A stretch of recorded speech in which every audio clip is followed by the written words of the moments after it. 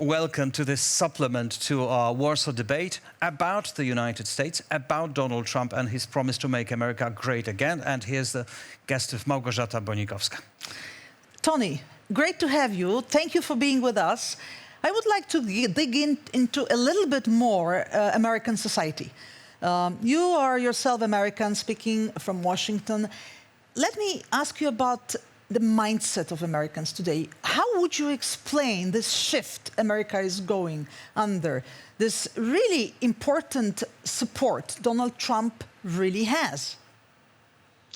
Yeah, I mean, it's an important question, but I want to dig deeper into it. And if you look just at the results of the election, I think it's really interesting that the largest voting bloc in the United States actually is about 80 million people who didn't vote at all. And it's a bigger question about voter apathy. I think that this is a very divided society where you're going to have 50% of the people on either side of the political spectrum at any given moment. But then you have 80 million people who can't be bothered to vote. I don't know where they stand. And so it's really difficult for me to prejudge or at least give you an analysis of what American society looks like and what they care about and what they feel. I can only tell you about the people that show up. But I think we've got a lot of work to do on the voter apathy side to give people a reason to come out and care about democracy. And maybe what we see over the next couple of years gives people added incentive to participate. One of these reasons why the American people, some of the American peoples don't go for voting is the education system. It's the fact that they are not believing in democracy. What's the reason? I think part of it is education. I think part of it is the digitization of our lives and the desire for everybody to want results immediately. You know, I click on my phone, I expect to get a result in a fraction of a second. Government is slow. Progress is slow. And I think people, particularly young people, become quickly disenchanted with things when they don't see results that they're looking for. They look at the representation and they say, well, these people don't represent my interests. Demographically, they don't look like me. They're not near my age. We've got a real problem across the board when it comes to representation, but I also think there's a societal problem when it comes to the desire for quick results when government really isn't built for that. So maybe Donald Trump also visualizes this hope that there will be somebody who will come and fix America. So what would you expect? Donald Trump takes over the second time for the president. Do you think this presidency will be similar or different than the previous one? I think that this time around will be different in a couple of different ways. One is I think that this administration will have learned quite a bit from the first time around. And I think in certain ways they'll have professionalized their ability to deliver, particularly around executive actions, which I think was mentioned previously. But I also think at the end of the day, like many administrations, it's going to underperform in the eyes of the American people. And the next election, like almost every election, is an election for change. That people are disenchanted with the gap between the promises made and what's been delivered. And I think we're going to see that this time around. And you're going to see the American people go back to the polls and want something else because they're disappointed with what was achieved. Well, but what about his vision of America, Donald Trump's vision of America? We've heard about Project 2025. We've analyzed it. It's a deep, detailed description of America and what is not working well in this country. Do you think this conservative environment, the people who Trump take in the administration, will try to implement this project? And what will be America like if this project is implemented, even partly? Well, look, I know Project 2025 was about 920 plus pages with a lot of different types of proposals. I think some of them will appeal and some of them will be implemented. And many of them, the vast majority, will not, either because of legislative obstacles or because they're just not palatable for the American people.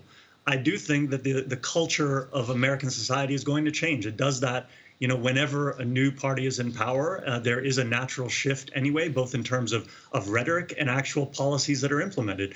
You know, you mentioned at the outset what the Congress looks like. And also, if you control all levers of power, you've got a little bit of room to do things. I disagree to the extent that there's as big of a mandate as some people have been talking about. I mean, if you look at the popular vote, this is one of the smallest margins of victory of any president, of any victorious president who won the popular vote in history.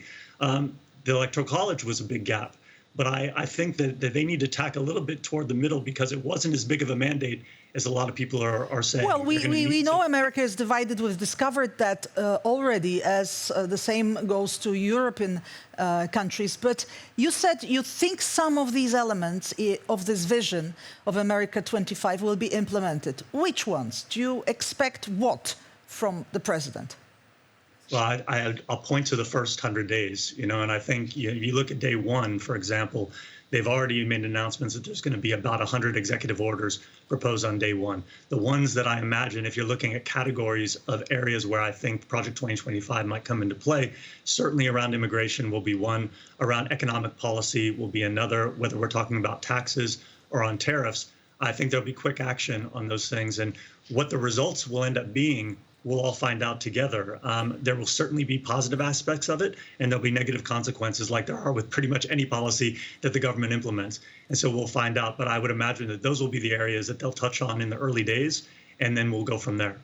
And everybody in Europe is, of course, shocked about Trump's comments on allies, especially Denmark and Greenland, then Panama, of course, NATO, and even, Trump proposed to change the Mexican Bay into American Bay. So what are the voices about it in Washington? Well, it depends on who you talk to. It's a mixed bag. I don't know if anybody loves the rhetoric. I don't think it's particularly helpful from a diplomatic perspective. The question, though, at the end of the day is style or substance. Is he going to get results at the end of all this? The discussion earlier about Greenland, for example, or we talked about the Panama Canal or about Canada. If you push hard enough as a point of leverage to increase leverage in negotiations, maybe you get the results. I mean, they've already been talking about how Greenland is now prepared to accept more U.S. troops from the 100 or 200 that exist now to somewhere in the 1,000. So you're already seeing movement in the direction of the policy that Trump ultimately wants. Do I like the style of it? Absolutely not. Do I think it denigrates our allies and the contributions that they make? Absolutely. So would I like him to do things differently? Absolutely. I think some of the more outlandish proposals that he makes are totally unhelpful and unrealistic. But these are the things that we're going to have to sift through over the next 4 years. So you said you don't like the style, and maybe many Americans, especially those who voted for Democratic president, don't like the style. You mentioned immigration. What about emigration? Do you think many Americans will decide to quit America because of Trump? I think it's probably too soon to tell, but my gut feeling is probably not. I think there's a lot of hand-wringing after the election. There was in 2016. On the other side, there was in 2020. On the Democratic side, again in 2024. I think at the end of the day, people will stay. They'll look at the landscape and see whether or not that's a situation they want to be in. And certainly there are exceptions to that. There are people that are concerned about retribution when it comes to activities that they've had in the past, particularly when it comes to investigating Donald Trump. Whether they stay is up in the air. But I think generally speaking, Americans will stick this out. And we will weather the storm, and hopefully it won't be as bad as some people predict it will be. We'll find out. In Bertelsmann, you specialize in transatlantic relations, so I have to ask you about it, being a European. What do you expect about European-American relations once Trump is back? Do you think it will be more complicated, or maybe it's a chance for the European Union to reorganize itself? Well, I think it's always a chance. What each country does with it is going to be interesting to see. I think there are countries that will certainly do quite well and adapt. I think of Giorgia Meloni in Italy, for example. Viktor Orban will certainly benefit. But then I think about what the next German government will do after they have elections in February, what the next French government will do. Everybody is going to have to adapt to the personality and the demands of Trump. And that's just the reality of it. And I think they know this. And whether they're savvy in adapting, I think they'll find some success there. If they find common ground on issues, they'll find success. If they decide to match his rhetoric and be combative, they're going to find a very difficult relationship. So from what you're saying, we have to also think about our European theater and be ready for some changes. Maybe some countries who earlier were not so important become more important because they have better connection to Donald Trump. You mentioned Giorgia Meloni. She's one of the favorite leaders in Europe right now, maybe Viktor Orban as well. What about Poland? Yeah, I think a lot of it is determined by who's in power and who the interlocutor is going to be with Trump. if they manage it well, and certainly when it comes to NATO, if the number one issue when it comes to allies is, do you pay your fair share, is what he keeps saying over and over. But we do in Poland.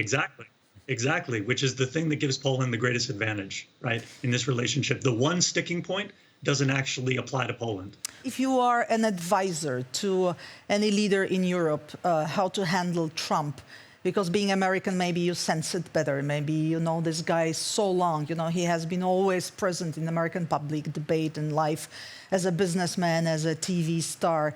What is Trump like? What should we know about it? What is your advice for our leaders to take into consideration? My advice would be that everything is personal, everything is transactional. So understand what he needs to hear and what he wants. And the thing that he wants most, from my perspective, is for allies to meet their obligations, right? So if he says it's 3% of GDP, meet 3% of GDP. If there's an issue around trade balances, figure out a way to adjust policy to make the trade balance, in his view, more equitable. These are the things that he's going to be looking for in the early days and beyond. And I think you would be well served to think about those things in that way. So last question is about trade, because we are all very worried. We thought Trump will hit China first, and he hits now Mexico, Canada, and the European Union, generally, European partners. So what do you expect in transatlantic relations as far as economy? America is our very important trade partner, investment partner as well, and vice versa. What will happen? Yeah, I think this is another issue where the rhetoric is going to be quite distant from the reality. And I think the discussions around the threats being made around tariffs are easy to do on the campaign trail, very difficult to do in practice, not only because of the implementation of it and how uneven it could be, impacting countries that you may not want to impact in a negative way, but at the end of the day, it's going to come down to consumer prices in the U.S. And when TVs get more expensive, when cars get more expensive, when produce gets more expensive, all of a sudden people start asking questions. This is one of the things where rhetoric and reality meet very quickly. And so I think that what he says will be less impactful than what we actually see on the tariff front. And final question is about Donald Trump's style as a president. We are all discussing he's more authoritarian. We are all discussing that it may be his last term, but maybe not. Do you expect that he's willing or able to modify American political system and go into a wider, stronger position of the president? It's already a very strong position, but will he correct the system in this direction? Well, I think he's walking into a presidency the second time around that is already more powerful than it was the first. You know, the Supreme Court ruling just recently giving presidential immunity for official actions already gives him additional power that he didn't have the first time around. Controlling all levers of government, or all three branches of government, also in many ways gives him additional power. I'm less concerned about the idea that he's going to change the Constitution or abrogate it in some way to stick around for a third term. I sort of have to cross these bridges one at a time, and that's a bridge I'm going to cross probably somewhere in 2027. Today, I'm going to worry about other things. Thank you, Tony. Thank you very much. Thank you very much, Małgorzata Bonikowska, Anthony Silberfield. And more on that, you can watch that Warsaw Debate, which is available on TVP World YouTube channel. See you then.